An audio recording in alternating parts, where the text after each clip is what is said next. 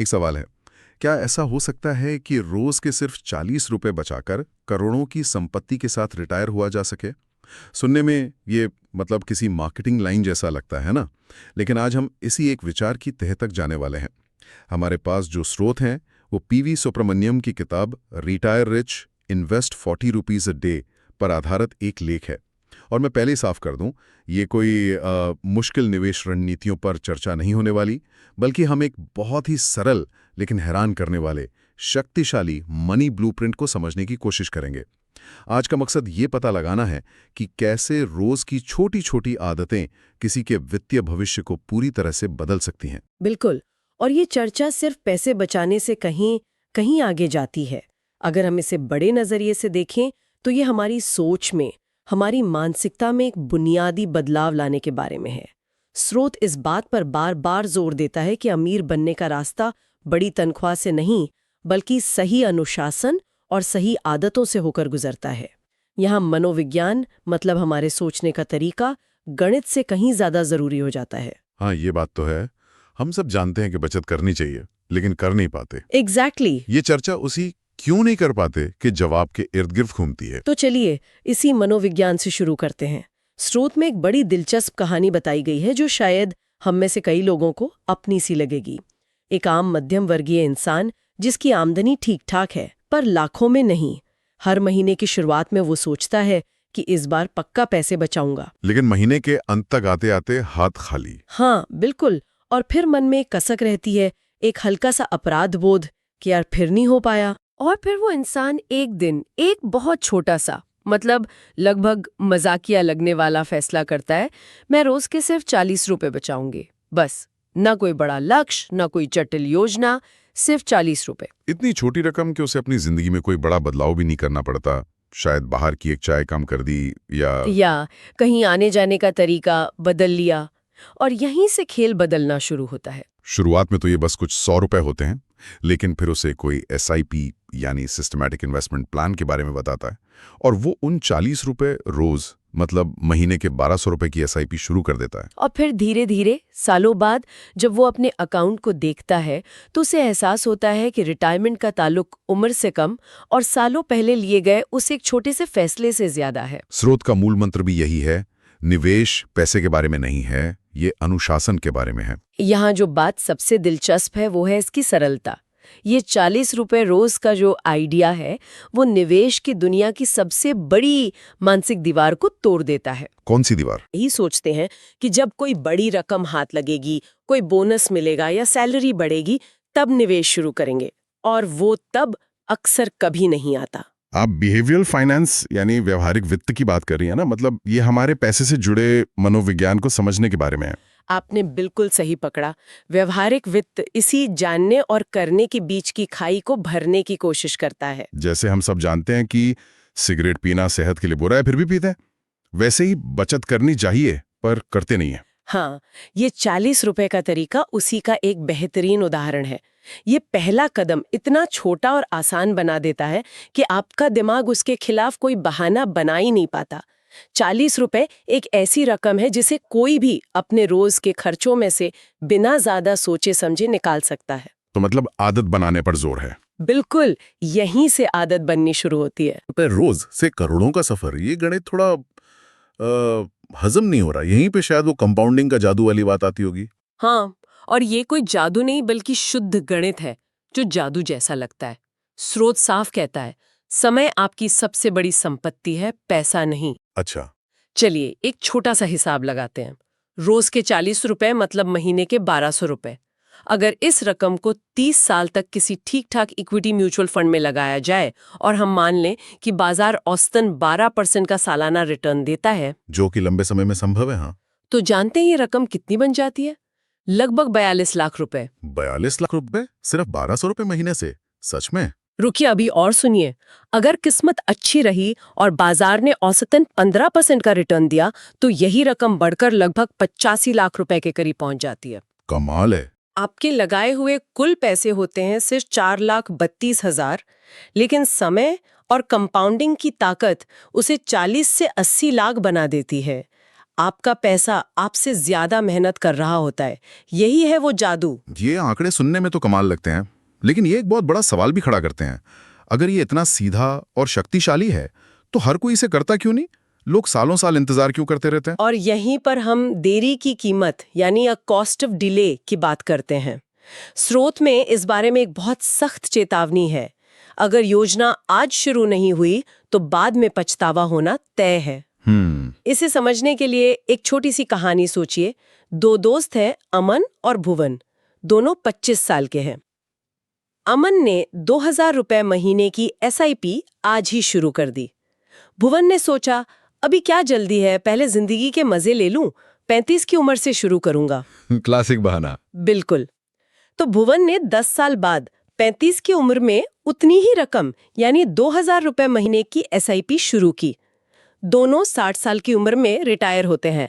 आपको क्या लगता है कितना फर्क होगा? भुवन ने सिर्फ 10 साल देर से शुरू किया तो शायद अमन के पास 25-30% ज्यादा पैसे होंगे। नहीं, जब दोनों 60 के होंगे तो अमन के पास भुवन से लगभग 2 गुना पैसा होगा। 2 गुना? हाँ, 2 गुना। भुवन को वो 10 साल की देरी बहुत भारी पड़ी क्योंकि उसने कंपाउंडिंग के सबसे कीमती शुरुआती 10 साल गंवा दिए। ये देरी की असल कीमत है। और लोग देरी क्यों करते हैं? क्योंकि हमारा दिमाग बस अभी की खुशी या तुरंत मिलने वाले मजे के लिए बना है। हम कल के बड़े फायदे के लिए आज के छोटे से त्याग से बचते हैं। ये किताब इसी मनोवैज्ञानिक उलझन को सुलझाने की कोशिश करती है। तो इस देरी से बचने और अनुशासन बनाए रखने का तरीका क्या है? किताब में SIP का जिक्र बहुत आता है। स्रोत में एक बड़ी दिलचस्प लाइन है, SIP आपका सबसे बड़ा दोस्त है। दोस्त शब्द ये बड़ा दिलचस्प है। हाँ, क्योंकि एक अच्छा दोस्त आपको अनुशासन में रखता है, चाहे आपका मन हो या ना हो। अच्छा। SIP का सबसे बड़ा मनोवैज्ञानिक लाभ यही है। ये निवेश की प्रक्रिया को स्वचालित यानी ऑटोमेट कर देता है। हर महीने एक तय तारीख को पैसा आपके बैंक खाते से कटकर अपने आप निवेश हो जाता है। मतलब सोचने का मौका ही नहीं मिलता है। Exactly, आपको हर महीने याद रखने या फैसला लेने के झंझट से मुक्ति मिल जाती है। और सबसे जरूरी बात, ये निवेश से भावनाओं को बाहर कर देता है। भावनाओं को बाहर कर देता है मतलब डर और लालच को? बिल्कुल, डर और लालच। ज्यादातर निवेशक क्या गलती करते हैं? जब बाजार तेजी से ऊपर जाता है तो वो लालच में आकर ऊंचे दाम पर खरीदते हैं। और जब बाजार गिरता है तो डर कर सब कुछ बेचकर बाहर निकल जाते हैं। सही कहा। SIP इसका ठीक उल्टा करता है। जब बाजार नीचे होता है और चीजें सस्ती मिल रही होती हैं, तब भी आपका पैसा लगता है और आपको ज्यादा यूनिट्स मिलते हैं। और जब बाजार महंगा होता है तब भी पैसा लगता है। तो लंबे समय में आपकी खरीद की औसत कीमत सही हो जाती है। तो बाजार का सही समय पकड़ने की चिंता खत्म? लगभग खत्म हो जाती है। बाजार बहुत ज्यादा गिर गया था, तब क्या हमें अपनी SIP के अलावा और ज्यादा पैसा नहीं लगाना चाहिए था?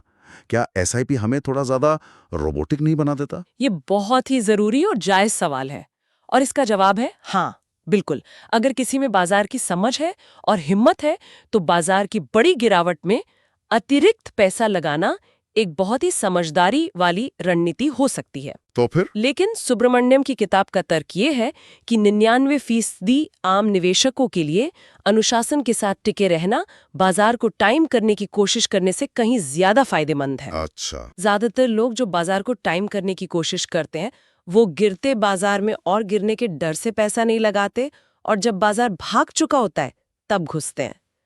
SIP उस 99% आबादी के लिए है जिसका लक्ष्य एक चालाक ट्रेडर बनना नहीं बल्कि अनुशासित तरीके से दौलत बनाना है। तो ये एक तरह का सुरक्षा कवच है। बिल्कुल, जो हमें हमारी ही भावनात्मक गलतियों से बचाता है। समझ गया। तो मतलब सारा खेल इनकम का नहीं, आदतों और अनुशासन का है। स्रोत साफ तौर पर कहता है कि ये किताब उन लोगों के लिए बनी है जो मध्यम वर्ग से हैं, जो हर महीने सैलरी आई और चली गई वाली लड़ाई से जूझ रहे हैं। हाँ, और ये उन्हें उस चक्र से बाहर निकालने का एक रास्ता दिखाती है। और ये रास्ता सिर्फ ज्ञान देकर नहीं दिखाया गया है।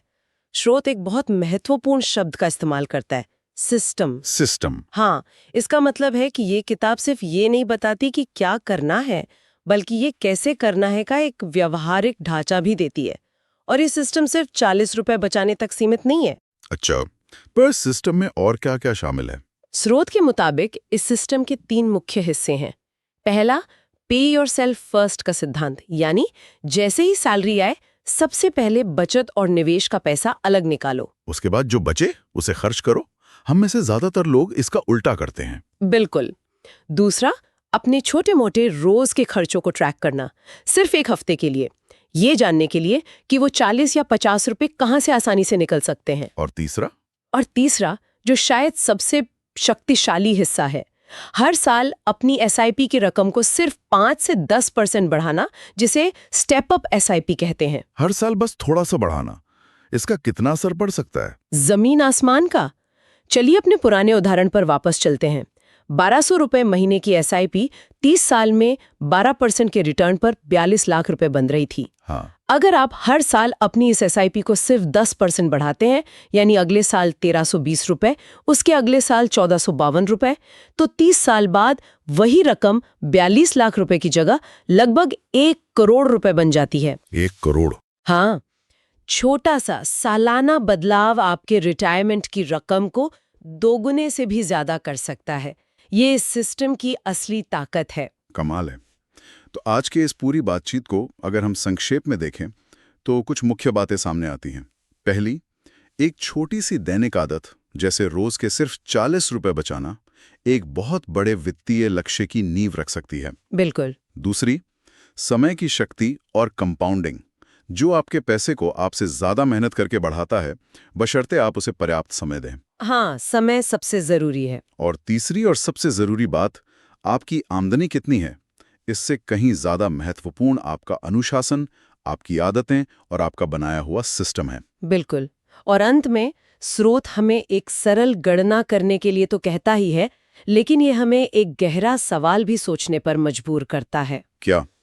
ये सिर्फ गणित का सवाल नहीं है, ये हमारी प्राथमिकताओं का सवाल है। अगर एक छोटी सी दैनिक रकम, शायद एक कप कॉफी या एक समोसे की कीमत, किसी के भविष्य की वित्तीय सुरक्षा को पूरी तरह से बदल सकती है, तो उस रकम को आज खर्च करने या कल के लिए बचाने का हमारा चुनाव हमारे खुद के भविष्य के बारे में हमारी सोच को लेकर क्या कहता है? हम अपने भविष्य वाले स्व को कितना महत्व देते हैं? ये एक ऐसा सवाल है जिस पर हर किसी को थोड़ा रुककर सोचना चाहिए।